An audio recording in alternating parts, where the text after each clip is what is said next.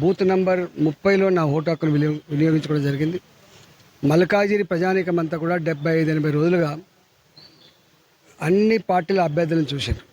అన్ని పార్టీల విషయాలు విన్న తర్వాత ధర్మం, న్యాయం, దేశ పురోగమనం, దేశ భద్రతను దృష్టిలో పెట్టుకొని ఫిర్ ఏక్ బార్ మోడీ సర్కార్ అని ఏ నినాదం అయితే ప్రజలు ఇచ్చిండ్రో దాన్ని సంపూర్ణంగా అమలు చేయాలని చెప్పి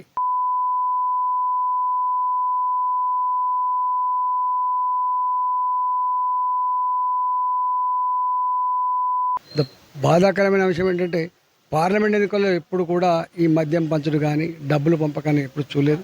కానీ ఫస్ట్ టైం ప్రలోభాలు, మద్యం, డబ్బును పంచి ఇవాళ ప్రజల ఓటు హక్కును డైవర్ట్ చేసేటువంటి పద్ధతి.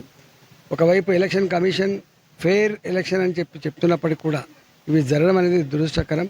ఇది రాబోయే కాలంలో అయినా కనీసం ప్రజల ఓటు హక్కుకు విలువగట్టేటువంటి దుర్నీతి, ఇలా ప్రజల ఆత్మగౌరవానికి వెలగట్టేటువంటి పద్ధతి, నాయకులకు వెలగట్టే పద్ధతి, ఇది తప్పకుండా అంతం కావాల్సిన అక్కర ఉంది.